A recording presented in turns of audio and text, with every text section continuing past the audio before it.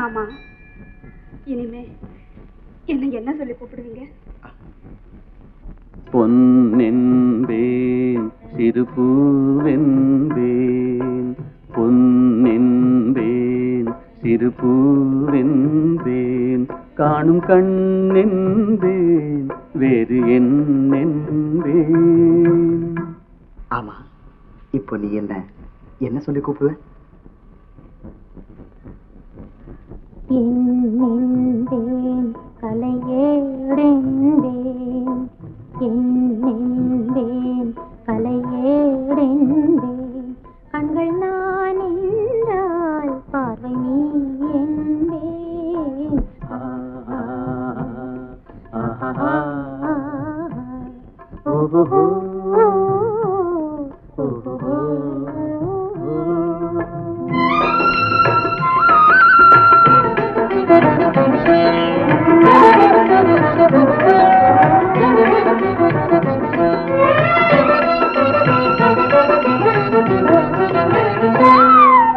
கொத்து மலகெடுத்து முத்துச்சரம் தொடுத்து சிட்டு முகம் பார்த்தே சிரித்திருப்பேன். கொத்து மலகெடுத்து முத்துச்சரம் தொடுத்து சிட்டு முகம் பார்த்தே சிரித்திருப்பேன். தொட்டவுடன் நெஞ்சில் துள்ளி வரும் வெள்ளம் கண்டு கண்டு நானும் களைத்திருப்பேன். தொட்டவுடன் நெஞ்சில் துள்ளி வரும் வெள்ளம் கண்டு கண்டு நானும் களைத்திருப்பேன். உன்னை நான் அறிவேன், என்னை நீ அறிவாய்.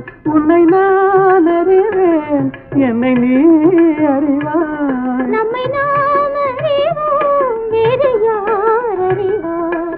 நம்மை நாம் அறிவோம், வேறு யார் அறிவார்? பொன்னென்பேன் சிறுபூவென்பேன், காணும் கண்ணென்பேன் வேறு என்னென்பேன்.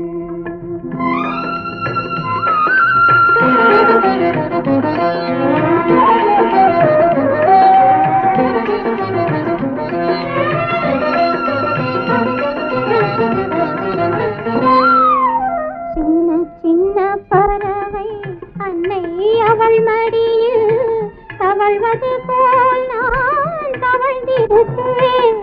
சின்ன சின்ன பறவை அன்னை அவள் மடியில் தவழ்வது போல் நான் தவழ்ந்திருப்பேன். கண்ணை மெல்ல மறைத்து உன்னை கையில் எடுத்து காலமெல்லாம் நான் அணைத்திருப்பேன். கண்ணை மெல்ல மறைத்து உன்னை கையில் எடுத்து காலமெல்லாம் நான் அணைத்திருப்பேன். என்னை மறந்திருப்பேன், கண்ணில் கலந்திருப்பேன், நெஞ்சில் நிறைந்திருப்பேன்.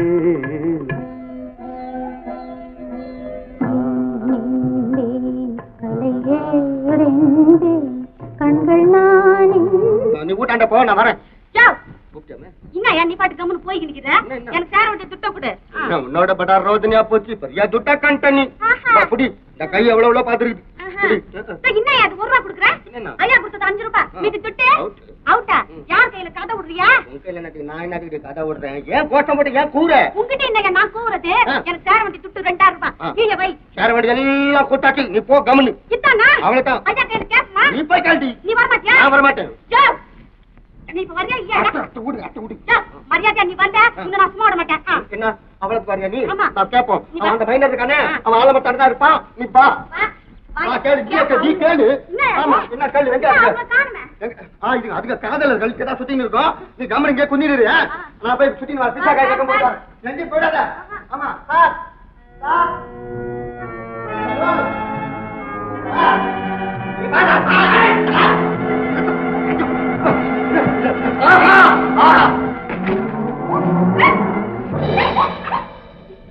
என்ன எழுதுறீங்க என்ன விஷயம் என்னாச்சு ஐயோ என்ன ஆச்சு உனக்கு என்ன அட கண்டானி சொல்லு அப்படின்னா என்னது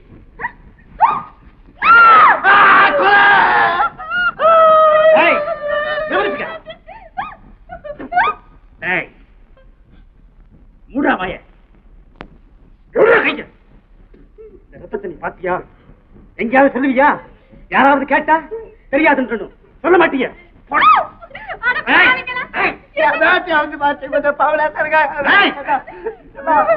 ஏதாவது பேச்சுக்கிட்டு இருந்தா துணைச்சிடுவேன் ஜாக்கிரதை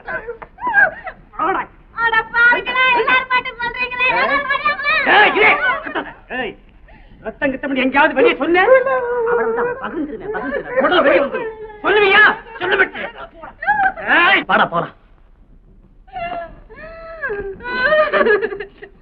அட பாவிங்களா நீங்க நாசமா போக உங்க கையில கட்ட உடைக்க நீ ஒண்ணு அல்லாவுது நீ அழுது என்ன கூட அழுக வருது ஆமா என்ன பண்ணிட்டாளுங்க இப்போ ஏதோ வந்தாளுங்க கேட்டாளுங்க போட்டாளுங்க அவ்வளவுதானே என்னமா அடிச்சுட்டு போயிட்டானுங்க ஐயா மூஞ்சே காமியா பாப்பா ஐயா அவங்க பண்ண போற ஏன் கையா மாட்டேன் ஆமா அதோ முன்னாடி இருக்கிறேன் சும்மா கம்முன்னு இருந்துட்டேன் எங்க போட்டானுங்க அவனுங்க எங்க போயிடுவானுங்க அவனுங்க சும்மா மாரிய பத்தி தெரியாது நார் உரிக்கிற மாதிரி உரிச்சு பூ தொட்டுருவானுங்களே போதால் இறங்கி லெப்டா கராஜ் ரைட்ல விட்டா அம்பேல அவனுங்க டேய் சோமாரி வாங்க போறானுங்க குந்து பேசி அப்படி குந்து குந்தின்னு சொல்றேன் ஆமா அடிச்சுட்டாங்க அடி கையில அடி கையில அடி அனே வெறுப்புல இருக்க அடி கையில என்ன அடி கையில சத்தியம் ஆமா ஒண்ணும் இல்ல இப்போ உதச்சானுங்களே யாரு கையிலும் சொல்லிடாத நீ வாய மூடு ஏதோ பொம்னாட்டி மேல அடிச்சுட்டாங்க நீ ஒண்ணு கவலைப்படாது என் பேர் லோகநாதங்க நான் பக்கத்து வீட்டுல குடியிருக்கேன் திடீர்னு இவங்க வீட்டுல இருந்து கிரீச்சில் ஒரு சத்தம் வந்துருங்க நாங்க 2 பேரும் வெளியில வந்து பார்த்தோம் அப்ப இவங்க வீட்டு வாசல்ல இருந்து ஒரு அம்பாசிடர் காரு கிளம்பி போயிட்டுங்க ரொம்ப வேகமா போயிட்டு நாங்க இந்த என்னன்னு பார்க்கலான்னு இவங்க வீட்டுக்குள்ள வந்தோம் அப்ப இவங்க கிடந்தாங்க இந்த பொண்ணு மயக்கம் போட்டு கீழே விடுக்கிறாங்க எங்களுக்கு என்ன செய்யறதுன்னே ஒண்ணுமே புரியல அப்பதான் உங்களுக்கு நாங்க போன் பண்ணேன் அப்பதான் எங்களுக்கு தெரியும்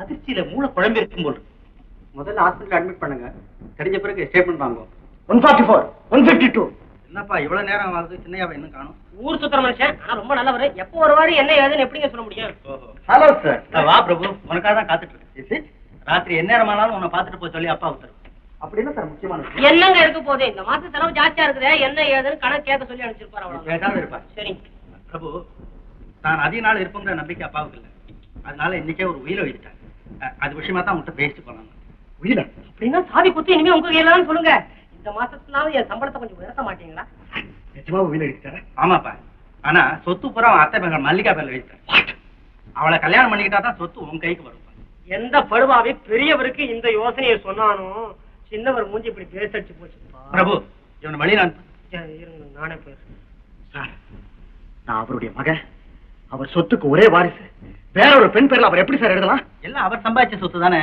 அவர் இஷ்டம் போல எழுதுறதுக்கு அவருக்கு அதிகாரம் இருக்கு சார் நான் மல்லிகாவை கல்யாணம் செய்துக்கு சம்மதிக்கலன்னா சொத்து உன் கைக்கு வராது அப்புறம் நீ எங்கேயாவது கஷ்டப்பட்டு வேலை செஞ்சு தான் சம்பாதிக்கணும் வேலை செய்ய இவ்வளவு நாள் ஆடம்பரமா ஒரு கஷ்டமும் தெரியாம வாழ்ந்த என்னால வேற ஒருத்தர் முன்னாடி கை கட்டி எப்படி சார் உழைக்க முடியும்? முடியாது சார். பணம் இல்லைன்னா என்னால வாழவே முடியாது. அப்ப பேசாம அப்பா சொல்ற பொண்ணை கல்யாணம் செய்து சார், நான் அந்த பொண்ணை கல்யாணம் செய்திருக்க முடியாத நிலைமை முன்னாடியே ஏற்பட்டிருந்தா. என்னப்பா சொல்ற நீ? இல்ல சார், நான் ஏற்கனவே வேற ஒரு பெண்ணை கல்யாணம் செய்துகிட்டு இருந்தா, இல்ல செய்துக்கிறதா வாக்களிச்சிருந்தா இருந்தா எப்படிப்பா பதில் சொல்ல முடியும்? இத பார், சட்டப்படி நீ ஒரு பெண்ணை கல்யாணம் செய்துகிட்டு இருந்தா தான் யோசிக்கணும். அதுவும் சாட்சிகளோட அதை நிரூபிக்கலன்னா சட்டம் அதை கல்யாணமும் ஒப்புக்கொள்ளாது. சட்டம் ஒப்புக்கொள்ளாதா? ஏன் பிரபு, அப்படி ஏதாவது நீ சிக்கல்ல மாட்டின்னு இருக்கியா? அதெல்லாம் ஒண்ணு இல்ல சார். சார், இருந்தாலும் எங்க அப்பா சொன்ன பெண்ணை என்னால கல்யாணம் செய்துக்கவே முடியாது. அதுக்காக அவர் சொத்தை நான் இழக்க தயாரா. அப்படின்னா தம்பி, இது விஷயமா அப்பா கிட்ட பேசுறதுதான் நல்லது. பேசுறேன் சார், கண்டிப்பா பேசுறேன்.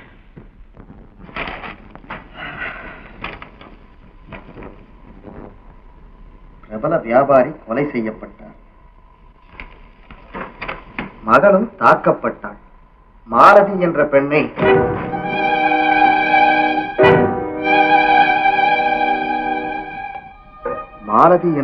கடத்த முயற்சிக்கும் போது நடந்த பயங்கர சம்பவம். கொலைகாரர்கள் தலைமறைவாகிவிட்டனர். அந்த வாத அந்த சின்ன வண்டி திருப்பி கொண்டாடா.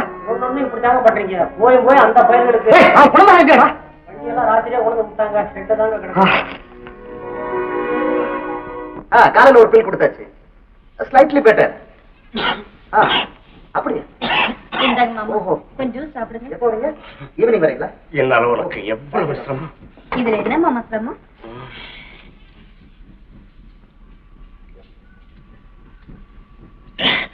ஏண்டா, என்னடா டாக்டர் சொன்னாரு? உங்களுக்கு ரத்த கொதிப்பு இருக்கிறதுனால அதிகமா உணர்ச்சி வசப்படக்கூடாதுன்னு சொன்னார். 4 பேர் மிச்சப்படி நீ நல்லவனா இருந்திருந்தா எனக்கு ஏண்டா இந்த ரத்த கொதிப்பு வந்திருக்க போகுது? நான் கெட்டவன் அயோக்கியன் நினைச்சுத்தானே அந்த அர்த்தம் இல்லாத உயிரை எழுதி முடிச்சிருக்கீங்க. வேறு வழி. இன்னும் கொஞ்ச நாள் தான் நான் உயிரோட இருப்பேன். என் மனசுக்கு தோணுச்சு உன்னை திருத்தணும், நீ நல்லபடியா வாழணும்னு நினைச்சுதான் அந்த உயிரை அப்படி எழுதுனேன்டா. இல்லப்பா, என்னை திருத்துறதுக்காக நீங்க அப்படி எழுதல. என் தன்மானத்தை நாசமாக்கத்தான் அப்படி எழுதிருக்கீங்க. என் எதிர்காலத்தை சீரழிக்கத்தான் நீங்க அப்படி எழுதிருக்கீங்க.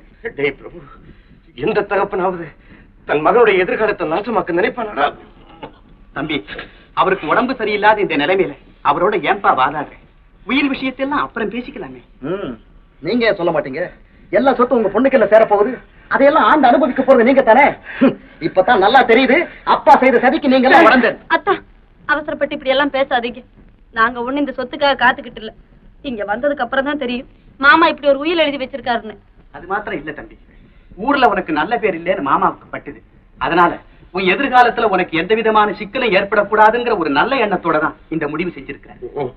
சொல்லுங்க, நல்லா சொல்லுங்க. ஊர்ல இவன் இப்படி கெட்ட பேர் வாங்காம இருந்திருந்தா இந்த எண்ணம் எனக்கு ஏற்பட்டு இருக்குமா? இருந்தாலும் நான் கேவலம் ஒரு பெண் முன்னால கையேந்தி நிக்கணும் நீங்க செஞ்ச முடிவை என்னால தாங்கவே முடியும். நான் என் பழைய நண்பர்களை மறந்து நல்லவனா வாழணும்னு நினைச்சேன். ஆனா இப்ப ஒரு பெண் தயவுல வாழ வேண்டிய அவமானத்தை விட நான் அந்த காலிங்களோட சேர்ந்து சீரழியறதே மேல் நினைக்கிறேன். ஏண்டா இப்படி என்ன அழுகழுவா சித்திரவதை செய்யற? நான் உனக்கு ஒரு கெடுதலை செய்யலையடா. நான் சொல்றத கொஞ்சம் கேளுடா. தாங்க முடியாத இந்த இதய நோவை பொறுத்துக்கிட்டு நான் ஏன் தெரியுமாடா என்ன உயிரோட இருக்கேன்? உனக்கு மல்லிகாவுக்கு நடக்க போற கல்யாணத்தை பார்க்கணுங்கிற ஒரே ஆசை தாண்டா. அப்பா, அப்படியே நான் இவளை கட்டிக்கிட்டாலும் ஊரெல்லாம் என்ன பேசிக்குவாங்க தெரியுமா? அவளை விரும்பி இவன் கல்யாணம் பண்ணிக்கல, சொத்து அடையணுங்கிற கட்டுப்பாட்டுக்காகத்தான் அவளை ஏத்துக்கிட்டான்னு ஊரெல்லாம் ஏசுவாங்கப்பா. பைத்தியக்காரா, ஊரவருக்கு இதெல்லாம் எதுக்காக தெரிய போகுது? மல்லிகா கழுத்துல நீ தாலியை கட்டின கையோட அவ்வளவு சொத்து உங்க கைக்கு தானடா சேரப்போகுது. அதுக்கப்புறம் நீங்க 2 பேரும் தானடா அனுபவிக்க போறீங்க. ஆமாப்பா, அவர் சொல்றது நியாயம்தான். நாங்க யாரும் உனக்கு எந்த துரோகத்தையும் நினைக்க மாட்டோம். நீங்க திருப்பி திருப்பி எவ்வளவு சொன்னாலும் என் மனசுக்கு திருப்தி ஏற்படவே இல்லை. டேய் பிரபு, இன்னும் உனக்கு எப்படிடா சொல்ல முடியும்? அத்தா, தயவு செய்து நான் சொல்றது கொஞ்சம் கேளுங்க. மற்ற எல்லா விஷயத்தையும் விட இப்ப அவருடைய உடல்நிலை தான் முக்கியம். மேலும் மேலும் அவருக்கு வேதனை தராம அவரை கொஞ்சம் அமைதியா இருக்க விடுவோம்.